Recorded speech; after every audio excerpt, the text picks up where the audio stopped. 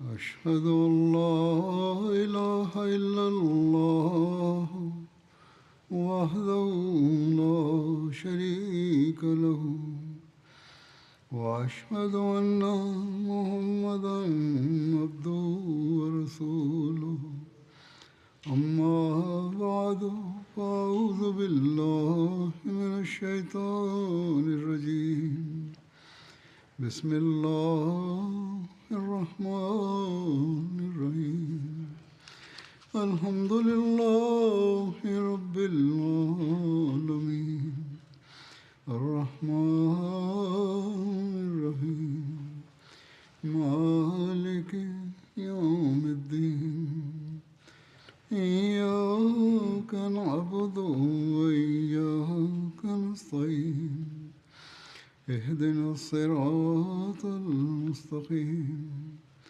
صراط الذين أنعمت عليهم غير المغضوب عليهم ولا الضالين. മുഅത്ത യുദ്ധത്തെക്കുറിച്ചായിരുന്നു പ്രതിപാദിച്ചു കൊണ്ടിരുന്നത്. ഇത് സംബന്ധിച്ച കൂടുതൽ വിശദാംശങ്ങൾ ഇപ്രകാരമാണ്. നബി സല്ലല്ലാഹു അലൈഹി വസല്ലം തിരുമേനി അബ്ദുല്ല ബിൻ റവാഹയെ യുദ്ധത്തിനായി യാത്രയാക്കിയപ്പോൾ അബ്ദുല്ല പറഞ്ഞു, അള്ളാഹുവിൻ്റെ ദൂതരെ സല്ലല്ലാഹു അലൈഹി വസല്ലം, അങ്ങയുടെ കൽപ്പനയായി ഓർമ്മ വെക്കേണ്ട ചില കാര്യങ്ങൾ എനിക്ക് പറഞ്ഞു തന്നാലും. അവിടുന്ന് പറഞ്ഞു, അല്പം മാത്രം സുജൂദ് ചെയ്യപ്പെടുന്ന പട്ടണത്തിലായിരിക്കും നാളെ നിങ്ങൾ എത്തുക. അവിടെ നിങ്ങൾ ധാരാളമായി സുജൂദ് ചെയ്യുക. മഹത്തായ ഒരു ഉപദേശമാണിത്. ഇക്കാലത്ത് നാം നിവസിക്കുന്ന രാജ്യങ്ങളുടെ അവസ്ഥയും ഇതുതന്നെയാണ്. ജനങ്ങൾ അള്ളാഹുവിനെ വിസ്മരിച്ചിരിക്കുകയാണ്. ഇക്കാലത്ത് അഹമ്മദികൾ ആരാധനകളിലേക്ക് ശ്രദ്ധ പതിപ്പിക്കുകയാണ് വേണ്ടത്. അദ്ദേഹം വീണ്ടും ചോദിച്ചു, അള്ളാഹുവിൻ്റെ ദൂതരെ, ഇനിയും ഉപദേശം നൽകിയാലും.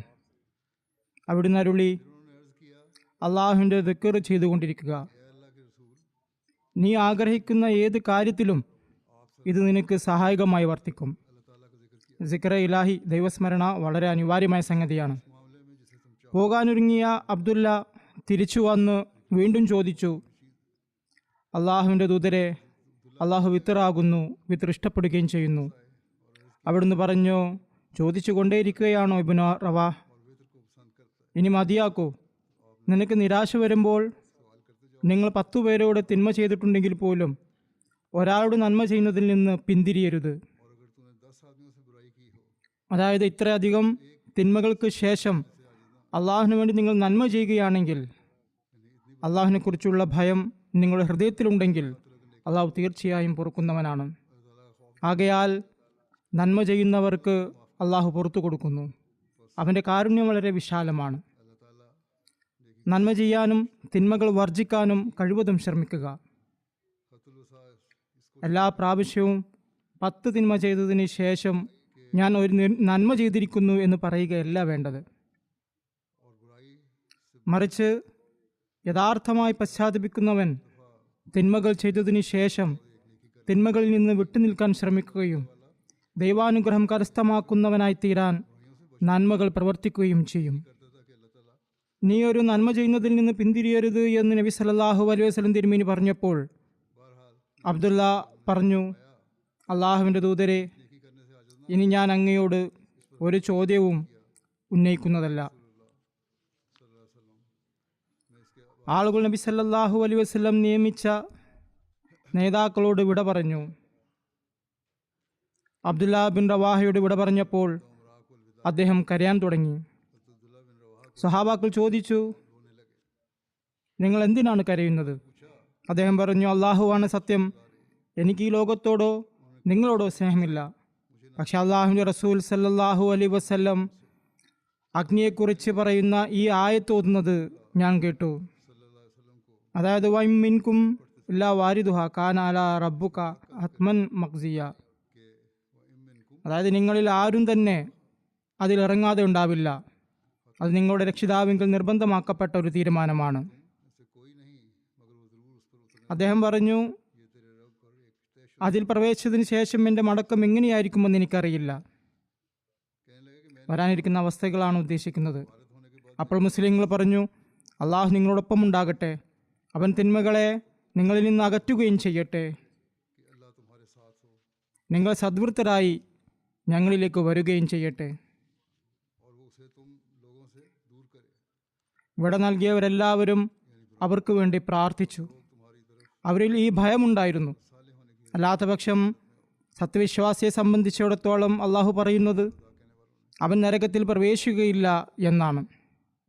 ഇവിടെ ഇതിനർത്ഥം സത്യവിശ്വാസി അവിശ്വാസികളെ ഏൽപ്പിക്കുന്ന ദുരിതങ്ങൾ കാരണവും നരകത്തിൻ്റെ ഒരു പങ്ക് ഈ ലോകത്ത് അനുഭവിച്ചേക്കാം എന്നാണ്. മരണശേഷമുള്ള നരകം അവരിൽ നിന്ന് വളരെ അകലെയായിരിക്കും. സ്വഹാബികൾ ഈ കാര്യം മനസ്സിലാക്കിക്കൊണ്ടാണ് പറഞ്ഞത്, ഈ ലോകത്തിലെ ബുദ്ധിമുട്ടുകൾ പോലും അള്ളാഹു നിങ്ങളിൽ നിന്ന് അകറ്റുകയും നിങ്ങൾ സദ്വൃത്തരായി ഞങ്ങളിലേക്ക് വരികയും ചെയ്യട്ടെ, അള്ളാഹുവിൻ്റെ അനുഗ്രഹം നിങ്ങളുടെ കൂടെ ഉണ്ടാവട്ടെ എന്ന് എഴുതിയിരിക്കുന്നു. ഹസ്രത്ത് അബ്ദുല്ല ബിൻ റവാഹ ജുമാ നമസ്കാരത്തിന് ശേഷമാണ് മദീനയിൽ നിന്ന് പോയത്. ഹസ്രത്ത് ബിൻ അബ്ബാസിൽ നിന്ന് നിവേദനം ചെയ്യപ്പെട്ടിരിക്കുന്നു, നബി സല്ലല്ലാഹു അലൈഹി വസല്ലം ഒരു സൈനിക മുന്നേറ്റത്തിൽ മൗത്തയിലേക്ക് സ്വഹാബികളെ അയച്ചു. അതിൽ ഹസ്രത്ത് അബ്ദുല്ല ബിൻ റവാഹയും ഉണ്ടായിരുന്നു. അത് ജുമാ ദിവസമായിരുന്നു. സൈനിക മുന്നേറ്റത്തിൽ പങ്കെടുത്ത മറ്റ് സഹാബികൾ പുറപ്പെട്ടു പോയി. അബ്ദുല്ല ബിൻ റവാഹ പറഞ്ഞു, ഞാൻ അല്പം കഴിഞ്ഞ് റസൂൽ സല്ലല്ലാഹു അലൈഹി വസല്ലമയോടൊപ്പം ജുമാ നമസ്കരിച്ചതിന് ശേഷം അവരോടൊപ്പം ചേരാം. പിന്നീട് അദ്ദേഹം റസൂലുള്ളാഹി സ്വല്ലല്ലാഹു അലൈഹി വസല്ലമയോടൊപ്പം നമസ്കരിക്കുകയായിരുന്നു. നബി സല്ലല്ലാഹു അലൈഹി വസല്ലം അദ്ദേഹത്തെ കണ്ടപ്പോൾ ചോദിച്ചു, നിങ്ങളുടെ കൂട്ടുകാരോടൊപ്പം പോകാൻ നിങ്ങളെ തടഞ്ഞതെന്താണ്?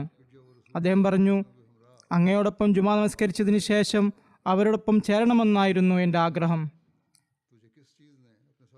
നബി സല്ലല്ലാഹു അലൈഹി വസല്ലം പറഞ്ഞു, ഭൂമിയിലുള്ളതെല്ലാം നിങ്ങൾ ചെലവഴിച്ചാലും സൈനിക മുന്നേറ്റത്തിന് പോയവരുടെ മഹത്വം പ്രാപിക്കാൻ നിങ്ങൾക്ക് കഴിയുകയില്ല.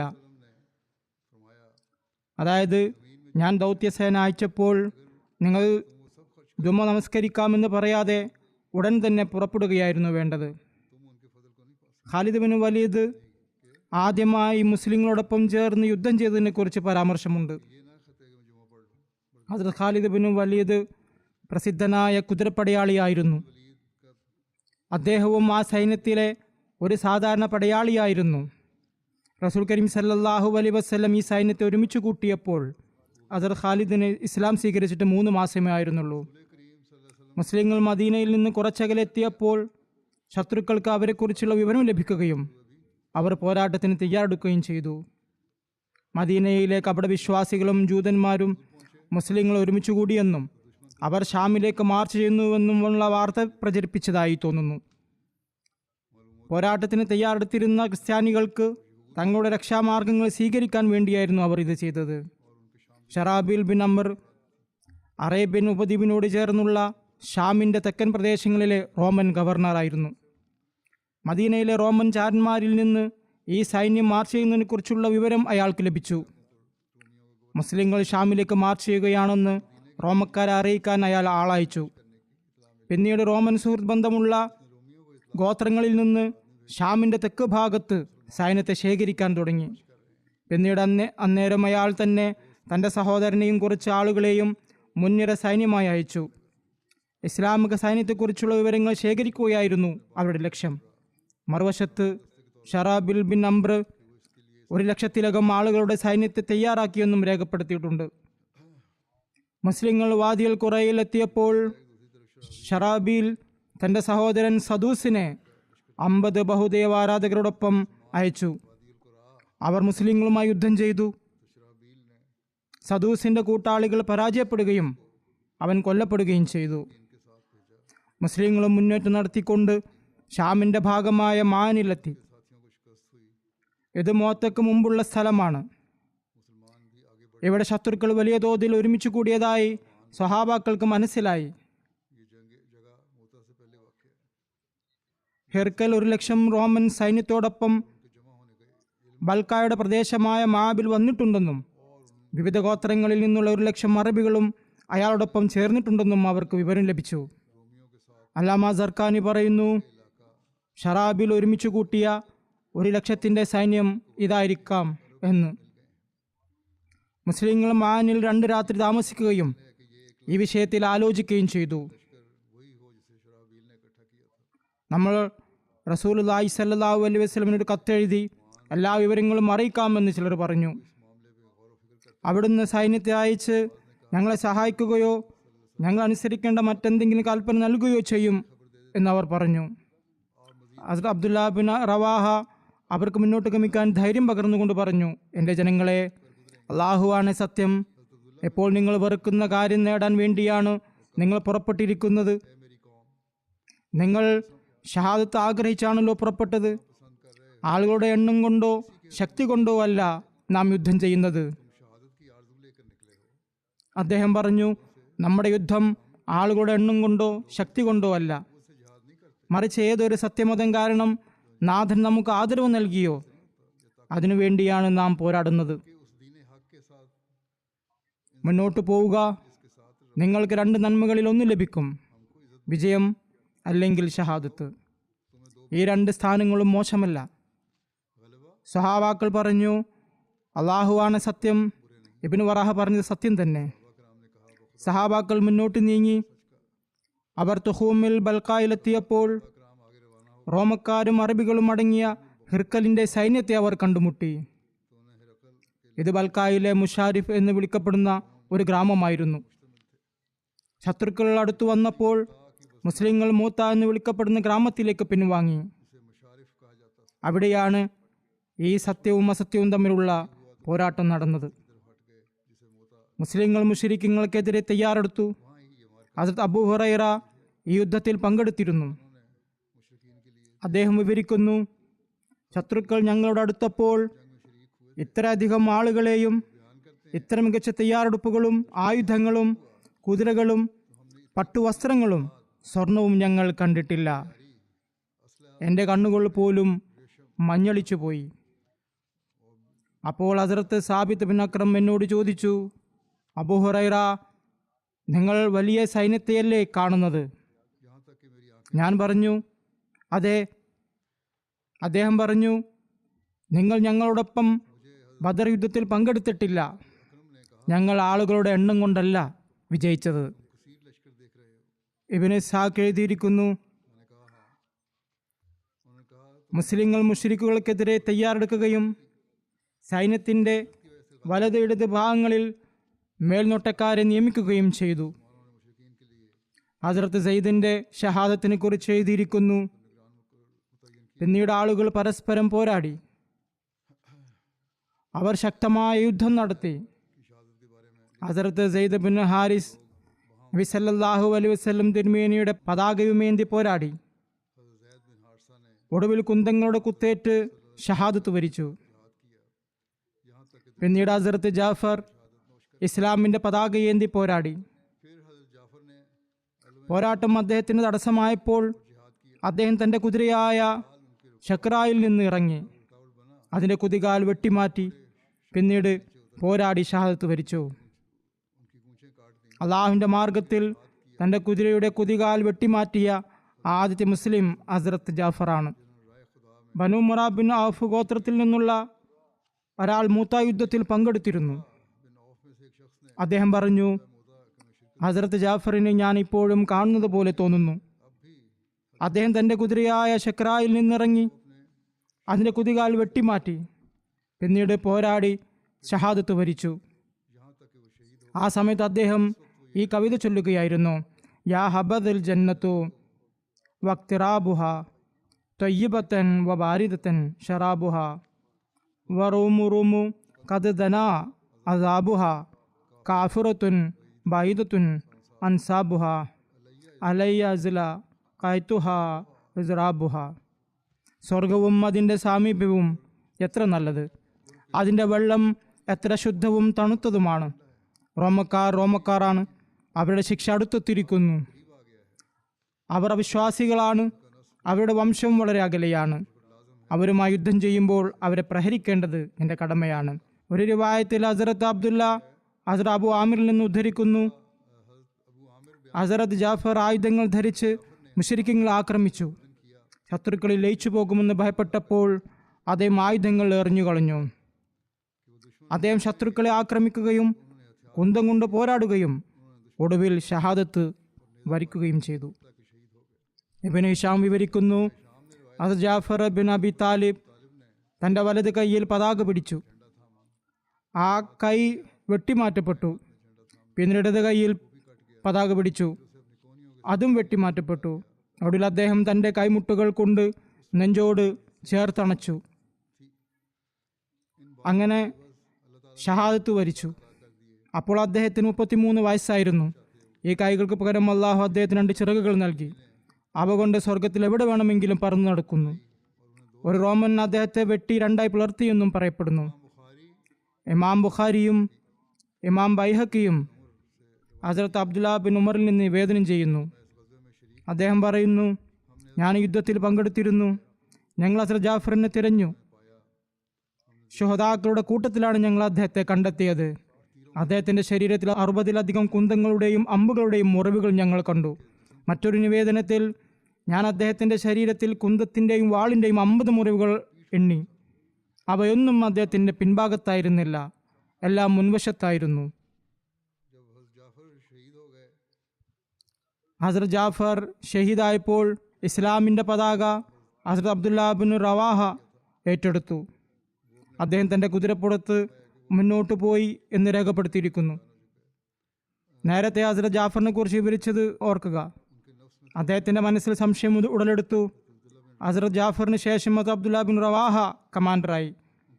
അദ്ദേഹത്തിൻ്റെ മനസ്സിൽ ഒരു ചെറിയ ഭയം ഉടലെടുത്തു. അപ്പോൾ അദ്ദേഹം ഈ കവിത ചൊല്ലി.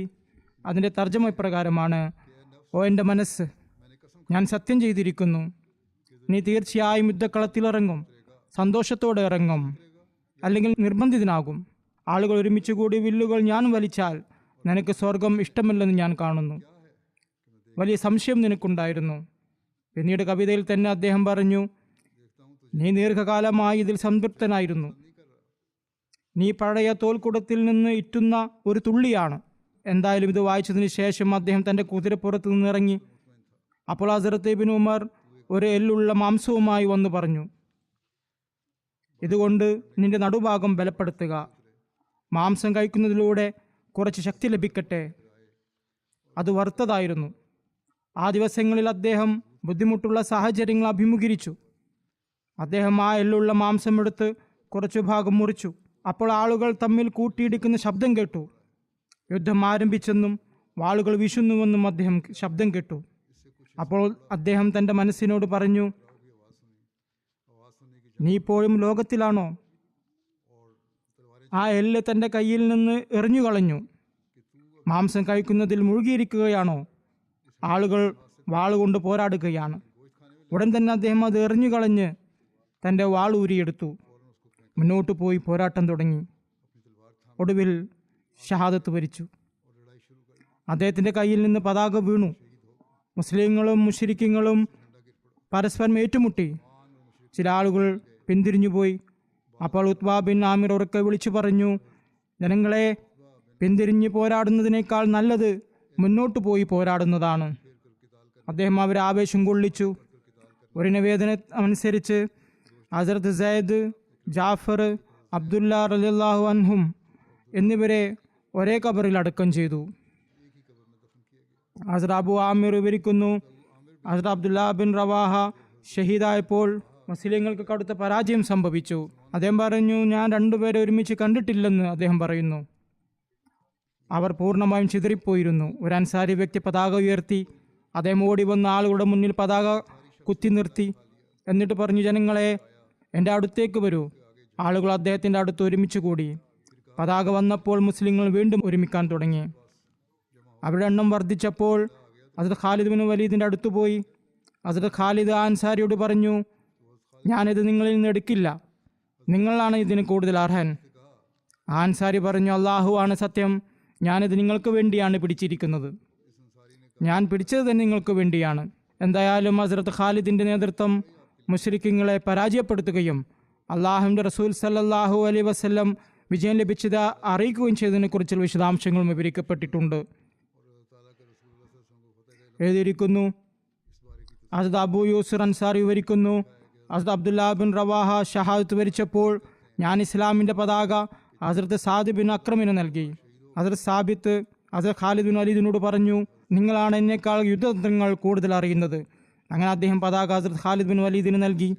ഇബ്നു ഇസ്ഹാഖ് പറയുന്നു, ഹസ്രത്ത് ഖാലിദ് ബിൻ വലീദ് പതാക ഏറ്റെടുത്തപ്പോൾ അദ്ദേഹം ആളുകൾക്ക് പ്രതിരോധം ഒരുക്കുകയും അവരെ ഒരുമിച്ച് കൂട്ടുകയും ചെയ്തു. പിന്നീട് അദ്ദേഹം തൻ്റെ സൈന്യത്തെ ഒരു വശത്തേക്ക് മാറ്റി. ശത്രുക്കൾ അവരിൽ നിന്ന് പിൻവാങ്ങി. അദ്ദേഹം ആളുകളെ രക്ഷപ്പെടുത്തി തിരികെ കൊണ്ടുവന്നു. ഇബ്നു ഇസ്ഹാഖിൻ്റെ അഭിപ്രായത്തിൽ ഈ പിൻവാങ്ങൽ യഥാർത്ഥത്തിൽ റോമക്കാരെ ഒഴിവാക്കാനായിരുന്നു. കാരണം അക്കാലത്ത് 2000-ലധികം മുസ്ലിങ്ങൾ റോമൻ സൈന്യത്തിൽ ലയിച്ചിരുന്നു. അതായത് അവർ തികച്ചും പരസ്പരം കെട്ടിമറിഞ്ഞിരുന്നു. അതേസമയം മുസ്ലിങ്ങളുടെ മൊത്തം എണ്ണം 3000 മാത്രമായിരുന്നു. ഈ സാഹചര്യത്തിൽ ഈ സൈനിക മുന്നേറ്റം വിജയവും സഹായവും ലഭിച്ച ഒന്നായി വിശേഷിപ്പിക്കപ്പെട്ടു. കാരണം ശത്രുക്കൾ മുസ്ലിങ്ങളെ വളഞ്ഞിരുന്നു. അവർ അവരെ ആക്രമിക്കാൻ ഒരുമിച്ച് കൂടിയിരുന്നു. സാധാരണയായി അത്തരം സാഹചര്യങ്ങളെല്ലാം മുസ്ലിങ്ങളും ഷഹീദാകാൻ സാധ്യതയുണ്ടായിരുന്നു. സാധ്യത അപ്രകാരമായിരുന്നുവെങ്കിലും അള്ളാഹു നിങ്ങൾക്ക് വിജയം നൽകുന്നത് വരെ എന്ന നബി സല്ലല്ലാഹു അലൈഹി വസല്ലമയുടെ കൽപ്പനയ്ക്ക് വിരുദ്ധമായിരുന്നു അത്. അതിനർത്ഥം നിങ്ങൾ രക്ഷപ്പെടുമെന്ന് മാത്രമായിരുന്നു. വിജയത്തിന് പല വ്യത്യസ്ത വശങ്ങളുണ്ട്. മിക്ക ജീവചരിത്രകാരന്മാരും എഴുതുന്നു, ഹസ്രത്ത് ഖാലിദും അദ്ദേഹത്തിൻ്റെ അനുയായികളും ശത്രുക്കളുമായി പോരാടി ഒടുവിൽ അവരെ പരാജയപ്പെടുത്തി. ഹസ്രത്ത് അബൂ ആമിർ വിവരിച്ചു, ഹസ്രത്ത് ഖാലിദ് പതാക ഏറ്റെടുത്തപ്പോൾ അദ്ദേഹം ശത്രുക്കളെ ആക്രമിച്ചു. അള്ളാഹു ശത്രുക്കളെ കഠിനമായി പരാജയപ്പെടുത്തി. അത്തരമൊരു പരാജയം ഞാൻ ഒരിക്കലും കണ്ടിട്ടില്ല. മുസ്ലിങ്ങൾ അവർ ആഗ്രഹിച്ചതുപോലെ അവരെ കൊലപ്പെടുത്തി. ഇതും ഒരു റിപ്പോർട്ടാണ്. ഹസ്രത്ത് ഖാലിദിൻ്റെ തന്ത്രത്തെക്കുറിച്ചുള്ള മറ്റൊരു റിപ്പോർട്ടുമുണ്ട്. ഹസ്രത്ത് ഖാലിദിൻ്റെ യുദ്ധതന്ത്രത്തെക്കുറിച്ച് രേഖപ്പെടുത്തിയിരിക്കുന്നത് ഇപ്രകാരമാണ്. ഹസ്രത്ത് ഖാലിദ് മൊത്തയിൽ സൈന്യത്തെ പുനഃസംഘടിപ്പിക്കുകയും കുതിരപ്പടയാളികളുടെ ഒരു സംഘത്തെ തിരഞ്ഞെടുക്കുകയും രാത്രിയിൽ രഹസ്യമായി തെക്കുഭാഗത്തുള്ള അറേബ്യൻ ഉപദ്വീപിലേക്ക് ഇസ്ലാമിക സൈന്യത്തിന് പിന്നിലായി റോമക്കാർ കാണാത്തൊരിടത്ത് താവളം ഉറപ്പിക്കാൻ അവരോട് കൽപ്പിക്കുകയും ചെയ്തു. ഹസ്രത്ത് ഖാലിദ് അവരോട് പല സംഘങ്ങളായി തിരിഞ്ഞ് ഇസ്ലാമിക സൈന്യത്തിന് പിന്നിൽ നിന്ന് മൊത്തയിലേക്ക് വരാനും വളരെ ഉച്ചത്തിൽ തെക്കുബീറുകൾ മുഴക്കാനും പൊടി നിറഞ്ഞ സ്ഥലങ്ങളിൽ കുതിരകളെ ഓടിക്കാനും കൽപ്പിച്ചു. അങ്ങനെ ധാരാളം പൊടിപടലങ്ങൾ ഉയരും. ഈ കാര്യങ്ങളിലൂടെ ഹസ്രത്ത് ഖാലിദ് ലക്ഷ്യമിട്ടത് മുസ്ലിങ്ങളെ സഹായിക്കാൻ കൂടുതൽ സൈന്യം വരുന്നുണ്ടെന്ന് ശത്രുക്കൾ മനസ്സിലാക്കണമെന്നായിരുന്നു.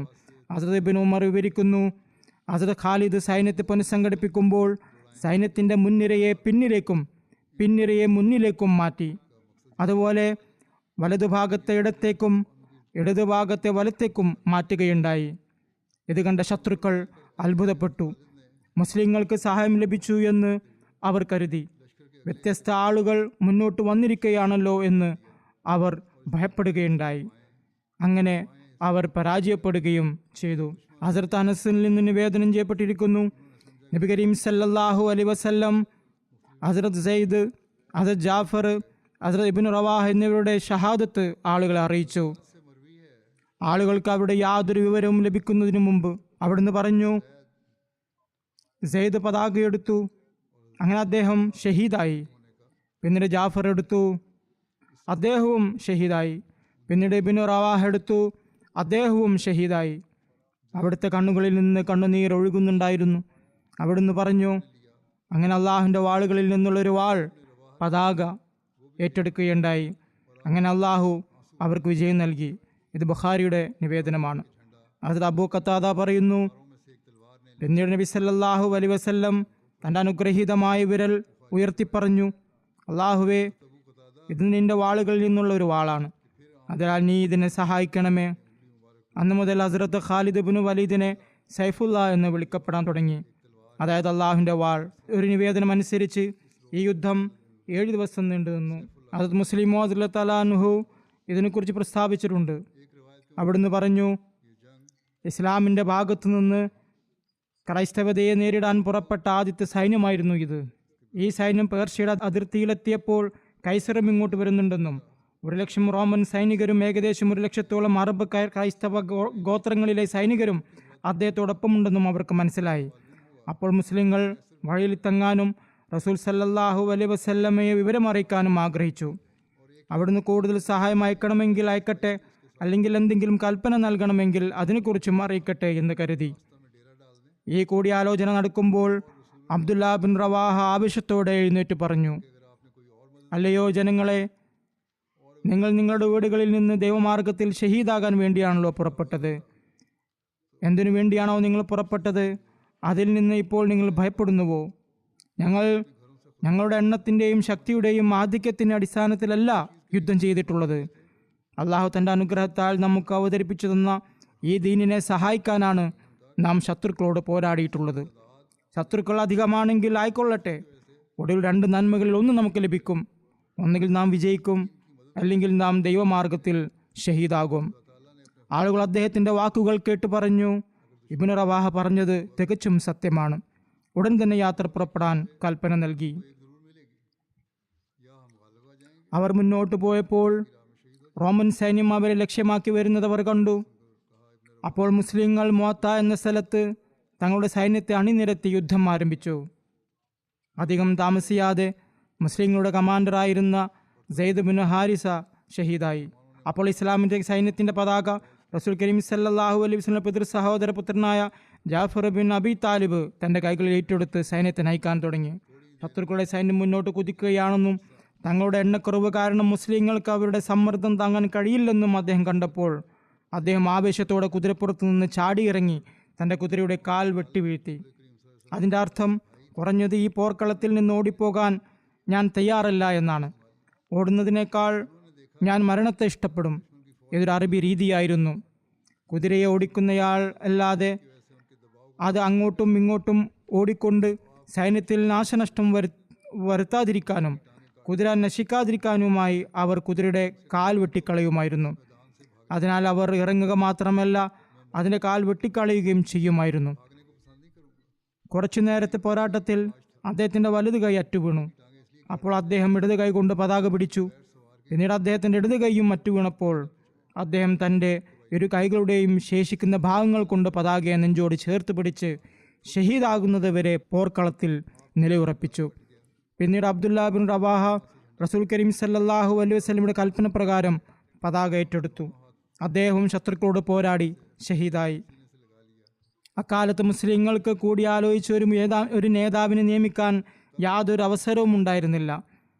ശത്രുക്കളുടെ സൈന്യത്തിൻ്റെ ആധിക്യം കാരണം മുസ്ലിങ്ങൾ പോർക്കളം വിട്ടുപോകാറായിരുന്ന ഘട്ടത്തിൽ ഖാലിദ് ബിൻ വലീദ് ഒരു സുഹൃത്തിൻ്റെ പ്രേരണയാൽ പതാകയെടുത്ത് വൈകുന്നേരം വരെ ശത്രുക്കളുമായി പോരാടി. പിറ്റീന്ന് ക്ഷീണിതരും മുറിവേറ്റവരുമായ തൻ്റെ സൈന്യത്തെയും കൂട്ടി ഖാലിദ് വീണ്ടും ശത്രുക്കളെ നേരിടാനിറങ്ങി. അദ്ദേഹം ഒരു തന്ത്രം പ്രയോഗിച്ചു. സൈന്യത്തിൻ്റെ മുൻനിരയെ പിൻനിരയായും പിൻനിരയെ മുൻനിരയായും വലതുഭാഗത്ത് ഇടതുഭാഗത്തും ഇടതുഭാഗത്ത് വലതുഭാഗത്തും ആക്കി മാറ്റി. കൂടുതൽ സഹായം മുസ്ലിങ്ങൾക്ക് എത്തിയെന്ന് ശത്രുക്കൾക്ക് തോന്നുന്ന തരത്തിലുള്ള മുദ്രാവാക്യങ്ങളും മുടക്കി ഇത് ശത്രുക്കളെ പിന്തിരിപ്പിച്ചു. ഖാലിദ് ഇസ്ലാമിക സൈന്യത്തെ സുരക്ഷിതമായി തിരികെ കൊണ്ടുവന്നു. ശത്രുക്കൾ സ്വയം പിൻവാങ്ങുകയായിരുന്നു. മുസ്ലിങ്ങളെ അവരെ പിന്തുടരുന്നില്ല. ഏതായാലും മുസ്ലിങ്ങൾ അവരെ ഭയപ്പെട്ടിരുന്നുമില്ല. ശത്രുക്കൾ സ്വയം പിന്തിരിഞ്ഞു പോവുകയായിരുന്നു. അള്ളാഹു താല ഈ സംഭവം അതേ ദിവസം തന്നെ വഹി മുഖേന റസൂലുള്ളാഹി സ്വല്ലല്ലാഹു അലൈഹി വസല്ലമയെ അറിയിച്ചു. അവിടുന്ന് ഒരു വിളംബരം നടത്തി എല്ലാ മുസ്ലിങ്ങളെയും പള്ളിയിൽ ഒരുമിച്ച് കൂട്ടി. അവിടുന്ന് മെമ്പറിൽ കയറിയപ്പോൾ അവിടുത്തെ കണ്ണുകളിൽ നിന്ന് കണ്ണുനീർ ഒഴുകുന്നുണ്ടായിരുന്നു. അവിടുന്ന് പറഞ്ഞു, ജനങ്ങളെ, ഈ യുദ്ധത്തിന് പോയ സൈന്യത്തെക്കുറിച്ച് ഞാൻ നിങ്ങളെ അറിയിക്കുന്നു. ആ സൈന്യം ഇവിടെ നിന്ന് പോയി ശത്രുക്കളെ നേരിട്ടു. യുദ്ധം തുടങ്ങിയപ്പോൾ ആദ്യം സെയ്ദ് കൊല്ലപ്പെട്ടു. അതിനാൽ നിങ്ങൾ സെയ്ദിനു വേണ്ടി പ്രാർത്ഥിക്കുക. അവിടുന്ന് തുടർന്നു, പിന്നെ ജാഫർ പതാകയെടുത്ത് ശത്രുക്കളെ ആക്രമിച്ചു. ഒടുവിൽ അദ്ദേഹവും ഷഹീദായി. അതിനാൽ നിങ്ങൾ അദ്ദേഹത്തിനു വേണ്ടിയും പ്രാർത്ഥിക്കുക. പിന്നീട് അബ്ദുല്ലാ ബിൻ റവാഹ പതാകയെടുത്ത് ധീരതയോടെ സൈന്യത്തെ നയിച്ചു. പക്ഷെ ഒടുവിൽ അദ്ദേഹവും ഷഹീദായി. അതിനാൽ നിങ്ങൾ അദ്ദേഹത്തിനു വേണ്ടിയും പ്രാർത്ഥിക്കുക. പിന്നീട് ഖാലിദ് ബിൻ വലീദ് പതാകയെടുത്തു. ഞാൻ അദ്ദേഹത്തെ കമാൻഡറായി നിയമിച്ചിരുന്നില്ല, പക്ഷെ അദ്ദേഹം സ്വയം കമാൻഡറായി നിയമിതനായി. എന്നിരുന്നാലും അദ്ദേഹം അള്ളാഹുവിൻ്റെ വാളുകളിൽ നിന്നുള്ള ഒരു വാളാണ്. ഒരു സുഹൃത്തിൻ്റെ പ്രേരണയാലാണ് ഇത് സംഭവിച്ചതെന്ന് വിശദമായി രേഖപ്പെടുത്തിയിട്ടുണ്ട്. അങ്ങനെ അള്ളാഹു താലയുടെ സഹായത്താൽ അദ്ദേഹം ഇസ്ലാമിക സൈന്യത്തെ സുരക്ഷിതമായി തിരികെ കൊണ്ടുവന്നു. തിരുമേനിയുടെ ഈ പ്രസംഗം കാരണം ഖാലിദിൻ്റെ പേര് മുസ്ലിങ്ങൾക്കിടയിൽ സൈഫുല്ല, അതായത് അള്ളാഹുവിൻ്റെ വാൾ എന്ന് പ്രസിദ്ധമായി. ഖാലിദ് അവസാനം ഇസ്ലാം സ്വീകരിച്ചതിനാൽ ചില സഹാബികൾ തമാശയായോ വഴക്കിൻ്റെ സമയത്തോ അദ്ദേഹത്തെ പരിഹസിക്കാറുണ്ടായിരുന്നു. ഒരിക്കൽ ഇങ്ങനെയുള്ള ഒരു കാര്യത്തിൽ ഹസ്രത്ത് അബ്ദുറഹ്മാൻ ബിൻ ഔഫുമായി അദ്ദേഹത്തിന് തർക്കമുണ്ടായി. അദ്ദേഹം റസൂൽ സല്ലല്ലാഹു അലൈഹി വസല്ലമയോട് ഖാലിദിനെ കുറിച്ച് പരാതിപ്പെട്ടു.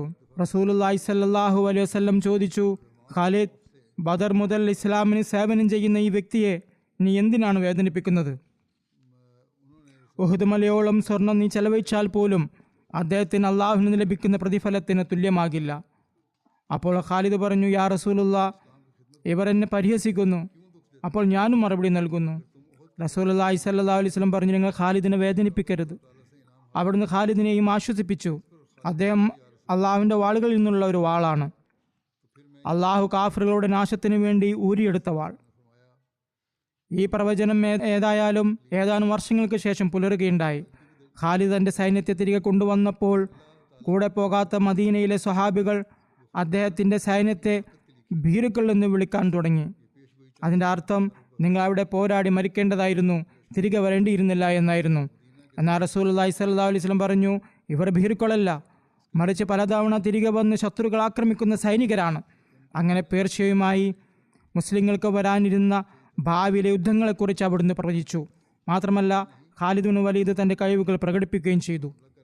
പതാകയുടെ ആദരവിനെക്കുറിച്ച് സൂചിപ്പിക്കവേ ഹസ്രത്ത് മുസ്ലിം മൗഊദ് റളിയല്ലാഹു അൻഹു ഒരവസരത്തിൽ ഇപ്രകാരം പറഞ്ഞു, രാഷ്ട്രങ്ങളിൽ പതാകയ്ക്ക് വലിയ ആദരവ് നൽകപ്പെടുന്നു. ചിലപ്പോൾ ശത്രുക്കളിൽ നിന്ന് അവരുടെ പതാക പിടിച്ചെടുക്കാൻ വലിയ ത്യാഗങ്ങൾ വരിക്കാറുണ്ട്. ചിലപ്പോൾ സ്വന്തം പതാക സംരക്ഷിക്കാൻ വലിയ ത്യാഗങ്ങൾ ചെയ്യപ്പെടുന്നു. ഇത് ശിർക്കല്ല. ഒരു പിതാവിൻ്റെ മുന്നിൽ അവൻ്റെ മകൻ മുകളിലിരിക്കുന്നത് എല്ലാവരും തെറ്റായി കാണുന്നത് പോലെയാണത്. കാരണം അത്തരമൊരു പ്രവൃത്തി ആലങ്കാരിക ഭാഷയിൽ പിതാവിനെ അവഹേളിക്കുന്നതിന് തുല്യമാണ്. അതുപോലെ ഒരു രാഷ്ട്രത്തിൻ്റെ പതാക നഷ്ടപ്പെടുന്നത് ആലങ്കാരിക ഭാഷയിൽ അവരുടെ അഭിമാനവും അന്തസ്സും തകരുന്നതിന് തുല്യമായതിനാൽ രാഷ്ട്രങ്ങൾ തങ്ങളുടെ ജീവൻ ത്യജിച്ചാലും തങ്ങളുടെ പതാക ശത്രുക്കളുടെ കൈകളിൽ പോകുന്നത് സഹിക്കുകയില്ല. അതിനാലാണ് അഹമ്മദിയ പതാകയുടെ കാര്യത്തിൽ പതാക സംരക്ഷണത്തിന് ഖുദാമുൽ അഹമ്മദിയ ഖാദിമുകൾ നിശ്ചയിച്ചിരിക്കുന്നത്. ഏതായാലും അവിടുന്ന് എഴുതുന്നു, ഒരു രാഷ്ട്രത്തിലെ വ്യക്തികളുടെ ഹൃദയങ്ങളിൽ അവരുടെ പതാകയുടെ മഹത്വം സ്ഥാപിക്കപ്പെടുമ്പോൾ സ്വന്തം പതാക സംരക്ഷിക്കാൻ ജീവൻ ബലിയർപ്പിക്കേണ്ടി വന്നാൽ പോലും ഒരു മടിയും കൂടാതെ ജീവൻ ബലിയർപ്പിക്കാൻ അവർ അവരെ തയ്യാറാക്കുന്നു. കാരണം അപ്പോൾ അത് വെറും ഒരു കഷ്ണം മരത്തിൻ്റെയോ തുണിയുടെയോ കാര്യമല്ല, മറിച്ച് ആലങ്കാരിക ഭാഷയിൽ ഒരു പതാകയുടെ രൂപത്തിൽ അവിടെ മുന്നിൽ നിലകൊള്ളുന്ന രാഷ്ട്രത്തിൻ്റെ അന്തസ്സിൻ്റെ കാര്യമാണ്. അവിടുന്ന് എഴുതിയിരിക്കുന്നു, മുമ്പും പലതവണ ഞാൻ ഇത് പറഞ്ഞിട്ടുണ്ട്. സഹാബാക്കളിലും ഇത്തരത്തിലുള്ള ഉദാഹരണങ്ങൾ നമുക്ക് കാണാൻ കഴിയും. ഒരു യുദ്ധത്തിൽ ഒരു മുസ്ലിം ഓഫീസറുടെ കൈവശം ഇസ്ലാമിൻ്റെ പതാക ഉണ്ടായിരുന്നു. അവർ മനോഹരമായ പതാകകൾ ഉണ്ടാക്കിയിരുന്നില്ല, മറിച്ച് ഒരു സാധാരണ മരത്തടിയിൽ കറുത്ത തുണി കെട്ടുകയായിരുന്നു പതിവ്.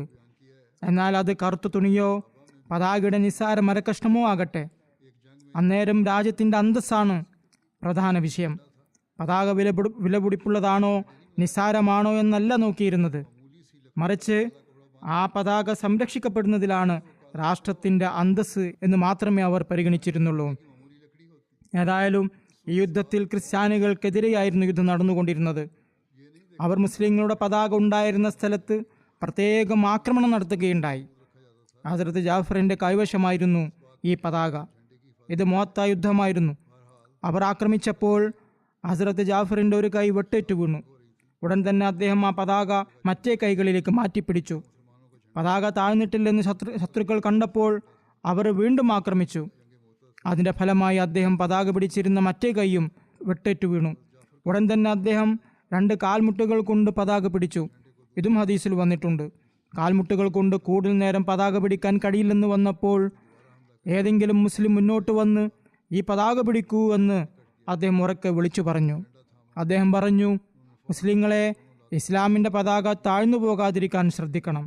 അതാകട്ടെ തുണിയുടെയോ സാധാരണ മരത്തടിയുടെയോ പതാകയായിരുന്നു. പക്ഷെ അവർ അതിന് ഇസ്ലാമിൻ്റെ പതാക എന്ന് പേരിട്ടു. അത് മരത്തിൻ്റെതാണെങ്കിലും സാധാരണ തുണിയുടേതാണെങ്കിലും എന്തായാലും അത് ഇസ്ലാമിൻ്റെ പതാകയാണ്. അതിനാൽ അത് സംരക്ഷിക്കേണ്ടത് അത്യാവശ്യവുമാണ്. അങ്ങനെ മറ്റൊരു ഓഫീസർ മുന്നോട്ട് വന്ന് ആ പതാക പിടിച്ചു. എൻ്റെ അഭിപ്രായത്തിൽ അദ്ദേഹം സ്വന്തം അഭിപ്രായം പറയുകയാണ്. അത് ഹസ്രത്ത് ഖാലിദ് ബിൻ വലീദ് ആയിരുന്നു. ഖാലിദ് ബിൻ വലീദ് ആയിരുന്നില്ല, മറ്റൊരാളാണ് പിടിച്ചത്. പിന്നീട് അത് ഖാലിദ് ബിൻ വലീദിന് നൽകുകയായിരുന്നു. ഖാലിദ് ബിൻ വലീദാണ് ആ പതാക പിടിച്ചത്. അപ്പോൾ നോക്കൂ, ഒരു തുണി കൊണ്ടുള്ള വസ്തു സാധാരണ മരത്തിൻ്റെ വസ്തുവാണ്. ഇസ്ലാമിൻ്റെ ദൃഷ്ടിയിൽ ഈ തുണിക്കോ മരത്തിനോ പ്രത്യേക പ്രാധാന്യമൊന്നുമില്ല. എന്നാൽ ദേശീയ അഭിമാനത്തിൻ്റെ കാര്യം വരുമ്പോൾ ഇസ്ലാം അതിനെ എതിർക്കുന്നില്ല. അവർ പറഞ്ഞു, ഇത് ഇസ്ലാമിൻ്റെ പതാകയാണ്, ഇത് വീണു പോകാതെ ശ്രദ്ധിക്കണം. റസൂൽ കരീം സല്ലല്ലാഹു അലൈഹി വസല്ലമയും അവരുടെ ഈ പറഞ്ഞതിനോട് അപ്രീതി കാണിച്ചില്ല. മറിച്ച് ചിലപ്പോൾ അവിടുന്ന് തന്നെ അത്തരം കാര്യങ്ങളുടെ മഹത്വം സ്ഥാപിക്കാൻ വേണ്ടി ഈ പതാക ആരാണ് എടുക്കുക എന്ന് ചോദിക്കാറുണ്ടായിരുന്നു. അങ്ങനെ ചില യുദ്ധങ്ങളിൽ നബി സല്ലല്ലാഹു അലൈഹി വസല്ലം അരുളി, ഈ പതാക ഞാൻ അതിൻ്റെ അന്തസ്സ് കാത്തു സൂക്ഷിക്കുന്നവൻ്റെ കയ്യിലായിരിക്കും കൊടുക്കുക. സഹാബാക്കൾ ഈ പതാക കരസ്ഥമാക്കാൻ പരസ്പരം മത്സരബുദ്ധിയോടുകൂടി ശ്രമിക്കാറുണ്ടായിരുന്നു. ഇപ്പോൾ നടന്നുകൊണ്ടിരുന്ന വിവരണം തുടരുന്നതായിരിക്കും. ലോകത്തിലെ പൊതുവായ അവസ്ഥകൾക്ക് വേണ്ടി പ്രാർത്ഥനകൾ തുടരുക എന്ന് ഞാൻ എപ്പോഴും പറയാറുണ്ട്. പ്രത്യേകിച്ചും ഇന്നത്തെ പാകിസ്ഥാനിലെയും ഇന്ത്യയിലെയും സാഹചര്യങ്ങൾക്ക് വേണ്ടി പ്രാർത്ഥിക്കുക. അള്ളാഹു അക്രമം അവസാനിപ്പിക്കുമാറാകട്ടെ, മർദ്ദിതരെ സംരക്ഷിക്കട്ടെ. യുദ്ധങ്ങളിലേക്ക് നീങ്ങുന്നതിന് പകരം സമാധാനപരവും സൗഹാർദ്ദപരവുമായ രീതിയിൽ കാര്യങ്ങൾ തീരുമാനിക്കാൻ അള്ളാഹു സർക്കാരുകൾക്ക് ബുദ്ധി നൽകട്ടെ. അന്താരാഷ്ട്ര ഉടമ്പടികളെ മാനിക്കുന്നവരാകട്ടെ അവർ. എന്ന് നീതി ലഭിക്കാൻ പ്രയാസമാണെങ്കിലും അന്താരാഷ്ട്ര സംഘടനകൾക്കും അള്ളാഹു തൗഫീക്ക് നൽകട്ടെ. ഇരു രാജ്യങ്ങളിലെയും അനുഭാവികളായ സുഹൃത്തുക്കൾക്കും ഈ രാജ്യങ്ങൾ തമ്മിലുള്ള പ്രശ്നങ്ങൾ പരിഹരിക്കാൻ തൗഫീക്ക് നൽകട്ടെ. പാകിസ്ഥാന്റെ ഭാഗത്തു നിന്ന് എന്തായാലും ഇത് പറഞ്ഞുകൊണ്ടിരിക്കുന്നുണ്ട്. അവരുടെ മന്ത്രിമാരുടെ പല പ്രസ്താവനകളും വരുന്നുണ്ട്. കശ്മീരിൽ നടന്ന ഭീകരാക്രമണവുമായി തങ്ങൾക്ക് യാതൊരു ബന്ധവുമില്ല. പോരടിക്കുന്നതിന് പകരം നിങ്ങൾക്ക് സംശയമുണ്ടെങ്കിൽ UN ഏജൻസികൾ പോയി അന്വേഷിക്കുകയാണ് വേണ്ടത് എന്നവർ പറയാറുണ്ട്. ഇന്ത്യൻ ഗവൺമെൻറ്റും ഇതിനോട് ക്രിയാത്മകമായ സമീപനം കാണിക്കണം. ഇരുവർക്കും അള്ളാഹു ബുദ്ധി നൽകുമാറാകട്ടെ. യുദ്ധമുണ്ടായാൽ ഇരുവർക്കും നഷ്ടം സംഭവിക്കും. പിന്നീട് സൈനികർ മാത്രമല്ല, സാധാരണക്കാരും നിരപരാധികളും വെറുതെ കൊല്ലപ്പെടുകയാണ് ചെയ്യുക. ഇന്നത്തെ യുദ്ധങ്ങളിൽ നമ്മൾ ഇത് കാണുന്നുണ്ട്. ഇതാണ് സംഭവിച്ചു കൊണ്ടിരിക്കുന്നത്. എന്തായാലും ലോകത്തിലെ എല്ലാ മർദ്ദിതർക്കും വേണ്ടി ദുആ ചെയ്യുക. പ്രത്യക്ഷത്തിൽ ലോകം നാശത്തിൻ്റെ വക്കിലാണ് നിൽക്കുന്നത്. അള്ളാഹു തന്നെ ഈ ലോകത്തെ രക്ഷിക്കുമാറാകട്ടെ. അവർ അള്ളാഹുവിലേക്ക് അടുക്കുന്നതിലൂടെയാണ് അത് സംഭവിക്കുക. അള്ളാഹു അവർക്ക് തൗഫീക്ക് നൽകട്ടെ. ഞങ്ങൾക്കും പ്രാർത്ഥിക്കാൻ അള്ളാഹു തൗഫീക്ക് നൽകുമാറാകട്ടെ. ഇനി ഞാൻ ജുമാക്ക് ശേഷം ഒരു ഷഹീദിൻ്റെ മയ്യത്ത് നമസ്കാരം നിർവഹിക്കുന്നതാണ്. മുഹമ്മദ് ആസിഫ് സാഹിബ് ബിൻ റഫീഖ് അഹമ്മദ് സാഹിബ്. അദ്ദേഹം കസൂർ ജില്ലയിലെ ബല്ലേർ സ്വദേശിയാണ്. അഹമ്മദത്തിൻ്റെ ശത്രുക്കൾ ഏപ്രിൽ 24 അദ്ദേഹത്തെ വെടിവെച്ച് ഷഹീദാക്കി. ഇന്നാ ലില്ലാഹി വ ഇന്നാ ഇലൈഹി റാജിഊൻ. ഷഹാദത്ത് വരിക്കുമ്പോൾ മർഹൂമിന് 19 വയസ്സായിരുന്നു. ചെറുപ്പക്കാരനായിരുന്നു.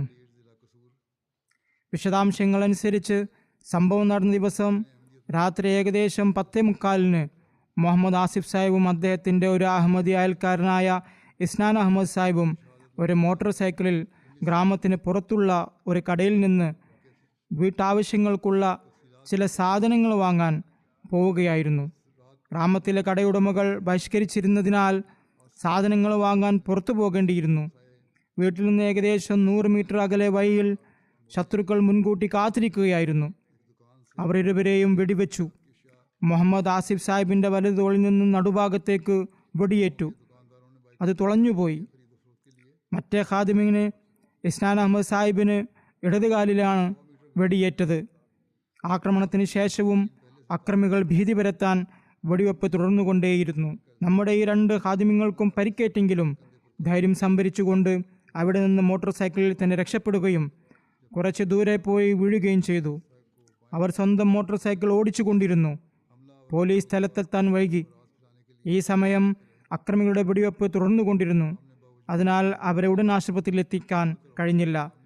പോലീസ് എത്തിയപ്പോൾ ആസിഫ് സാഹിബിനെ ആശുപത്രിയിൽ കൊണ്ടുപോയെങ്കിലും അപ്പോഴേക്കും രക്തം ധാരാളം വാർന്നുപോയതിനാൽ മുഹമ്മദ് ആസിഫ് സാഹിബ് ആശുപത്രിയിലെത്തിയ ഉടൻ തന്നെ ഷഹീദായി. ഇന്നാ ലില്ലാഹി വ ഇന്നാ ഇലൈഹി റാജിഊൻ. സംഭവവുമായി ബന്ധപ്പെട്ട കേസ് കസൂർ ജില്ലയിലെ ഫൂൽ നഗർ പോലീസ് സ്റ്റേഷനിൽ രജിസ്റ്റർ ചെയ്തിട്ടുണ്ട്. ഇപ്പോൾ അവരുടെ കേസ് രജിസ്റ്റർ ചെയ്തതിന് ശേഷം സാഹചര്യങ്ങൾ ഇങ്ങനെ തന്നെ തുടരുകയാണ്. അവർ ഒന്നും ചെയ്യുന്നില്ല. ഇനി നോക്കാം ഇനി അവർ എന്ത് ചെയ്യുമെന്ന്. 3 പേരെ അറസ്റ്റ് ചെയ്തിട്ടുണ്ട്. കാലിൽ വെടിയേറ്റ ഇസ്നാൻ അഹമ്മദ് സാഹിബ് പ്രാഥമിക ചികിത്സയ്ക്ക് ശേഷം അള്ളാഹുവിൻ്റെ അനുഗ്രഹത്താൽ മെച്ചപ്പെട്ടിട്ടുണ്ട്. കഴിഞ്ഞ 3 വർഷമായി കസൂർ ജില്ലയിലെ ബലേറിൽ ശക്തമായ എതിർപ്പിൻ്റെ അന്തരീക്ഷമാണ് നിലനിൽക്കുന്നത്. പലതവണ ജമാഅത്തിലെ അംഗങ്ങൾക്കെതിരെ അടിസ്ഥാനരഹിതമായ ആരോപണങ്ങളോടെ കേസുകൾ ഫയൽ ചെയ്യപ്പെട്ടിട്ടുണ്ട്. പലതവണ അഹമ്മദി സുഹൃത്തുക്കൾ ആക്രമിക്കപ്പെട്ടു. അഹമ്മദിയ ഖബർസ്ഥാനിലെ അഹമ്മദി മരിച്ചവരുടെ ഖബറുകളിൽ നിന്ന് കലിമ തൊയ്യബയും മറ്റായത്തുകളും മായ്ച്ചു കളഞ്ഞു. ഗ്രാമത്തിൽ സമ്പൂർണ്ണ ബഹിഷ്കരണത്തിൻ്റെ അവസ്ഥയാണ്. കടകളിൽ നിന്ന് സാധനങ്ങൾ വാങ്ങുന്നതിന് വിലക്ക് ഏർപ്പെടുത്തിയിരുന്നു. കൂടാതെ ഗ്രാമത്തിലെ പൊതുവായ വാട്ടർ ഫിൽട്രേഷൻ പ്ലാന്റിൽ നിന്ന് വെള്ളമെടുക്കാൻ അനുവാദമില്ല. കുട്ടികളെ വിദ്യാഭ്യാസ സ്ഥാപനങ്ങളിലേക്ക് പോകുമ്പോഴും വരുമ്പോഴും ശല്യപ്പെടുത്തുന്നു. ഇതാണ് അവിടുത്തെ അവസ്ഥ. ഷഹീദ് മർഹൂമിൻ്റെ കുടുംബത്തിൽ അഹമ്മദ് പ്രചരിച്ചത് അദ്ദേഹത്തിൻ്റെ പിതാമഹനായ മുഹമ്മദ് ദീൻ സാഹിബ് മുഖേനയാണ്. അദ്ദേഹം 1934 രണ്ടാം ഖിലാഫത്തിൻ്റെ അനുഗ്രഹീതമായ കാലഘട്ടത്തിൽ കാദിയാനിൽ പോയി ജൽസാസാലിൻ്റെ അവസരത്തിൽ ബയ്യത്ത് ചെയ്യുകയായിരുന്നു. ഷഹീദ് മർഹൂമിൻ്റെ ഉപ്പാപ്പയുടെ പേര് മുഹമ്മദ് യാക്കൂബ് സാഹിബ് എന്നായിരുന്നു. ഷഹീദ് മർഹൂം തൻ്റെ മാതാപിതാക്കളുടെ ഏകമകനായിരുന്നു. മിതഭാഷിയും വലിയ ധൈര്യശാലിയുമായിരുന്നു. എല്ലാവരുമായി സ്നേഹവും സഹാനുഭൂതിയും പുലർത്തി. 5 നേര നമസ്കാരങ്ങളിൽ സ്ഥിരതയുള്ളവനായിരുന്നു. ജമാഅത്ത് സേവനങ്ങളിൽ മുന്നിട്ട് നിന്നു. ജമാഅത്ത് സംവിധാനത്തിന് കീഴിൽ നടന്ന കായിക മത്സരങ്ങളിൽ പങ്കെടുക്കാൻ വളരെ താല്പര്യമുണ്ടായിരുന്നു. അടുത്തിടെ ജില്ലയിൽ നടന്ന മത്സരത്തിൽ അദ്ദേഹം 1-ാം സ്ഥാനം നേടിയിരുന്നു. ഹൃദ്രോഗിയായ തൻ്റെ മാതാവിനെ ഷഹീദ് മർഹൂം പൂർണ്ണമായി പരിപാലിച്ചിരുന്നു. മാതാവ് പറയുന്നു, മർഹൂം വളരെ അനുസരണയുള്ള കുട്ടിയായിരുന്നു. ഒരിക്കലും എന്നെ അനുസരിക്കാതിരുന്നിട്ടില്ല. ബന്ധുക്കളോടും അടുത്തവരോടും സഹാനുഭൂതിയും സ്നേഹവും ഉള്ളവനായിരുന്നു. അദ്ദേഹത്തിൻ്റെ സഹോദരി സായിദ റഫീഖ് പറയുന്നു, എൻ്റെ സഹോദരൻ എല്ലാവരെയും ശ്രദ്ധിച്ചിരുന്നു. വളരെ സ്നേഹമുള്ളവനും ദയുള്ളവനുമായിരുന്നു എൻ്റെ സഹോദരൻ. അദ്ദേഹവും ഷഹാദത്ത് ആഗ്രഹിച്ചിരുന്നു. അത് അള്ളാഹു പൂർത്തീകരിച്ചു. ഷഹാദത്തിന് 3 ദിവസം മുമ്പ് തൻ്റെ സഹോദരൻ വെടിയേറ്റതായി അവർ സ്വപ്നം കണ്ടു. അടുത്ത ദിവസം ഫോൺ വിളിച്ച് സുഖവിവരം അന്വേഷിച്ചു. ഷഹാദത്തിൻ്റെ ദിവസവും സുഖവിവരം അന്വേഷിച്ചു. എന്നാൽ താൻ തിരക്കിലാണെന്ന് പറയുകയും സംഭാഷണം ചുരുക്കുകയും ചെയ്തു. പിന്നീട് സഹോദരി പറയുന്നു, രാത്രി സംസാരിക്കാമെന്ന് സഹോദരൻ പറഞ്ഞിരുന്നു. പക്ഷേ പൂർണ്ണമായി സംസാരിക്കാൻ കഴിഞ്ഞില്ല. അതേ ദിവസം തന്നെ അദ്ദേഹം ഷഹീദായി അള്ളാഹുവിൻ്റെ സന്നിധിയിൽ ഹാജരായി. സഹോദരി പറയുന്നു, സഹോദരനെക്കുറിച്ചുള്ള സ്വപ്നം കാരണം ഞാൻ വളരെ വിഷമിച്ചിരുന്നു. ദുആക്ക് വേണ്ടി ഞാൻ കത്തെഴുതുകയായിരുന്നു. പറയുന്നു, അങ്ങേക്ക് കത്തെഴുതുകയായിരുന്നു.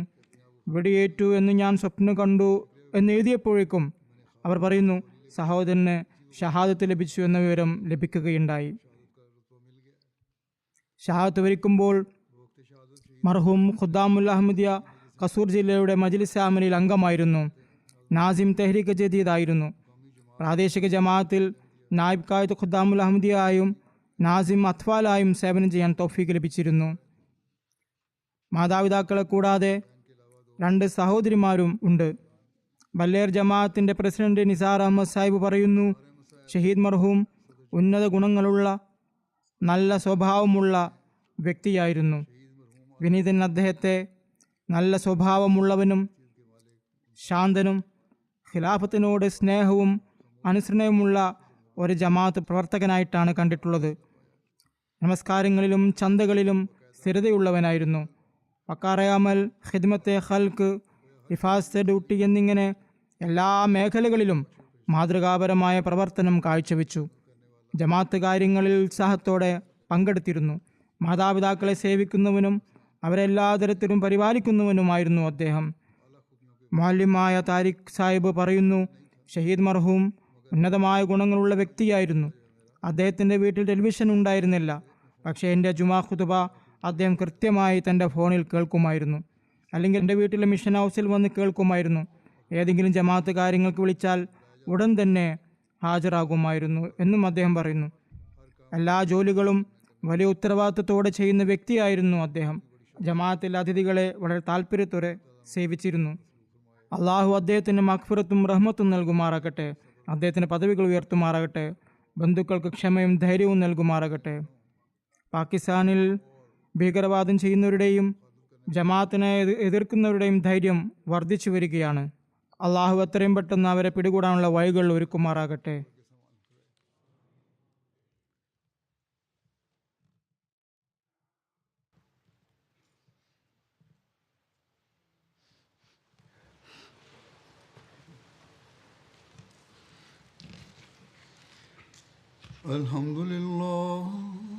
الحمد لله نحمده ونستعينه ونستغفره ونؤمن به ونتوكل عليه ونعوذ بالله من شرور أنفسنا ومن سيئات أعمالنا من يهده الله فلا مضل له ومن يضلل فلا هادي له ونشهد أن لا إله إلا الله ونشهد أن محمدا عبده ورسوله عباد الله رحمكم الله إن الله يأمر بالعدل والإحسان وإيتاء ذي القربى وينهى عن الفحشاء والمنكر والبغي يعظكم لعلكم تذكرون اذكروا الله يذكركم وادعوه يستجب لكم ولذكر الله أكبر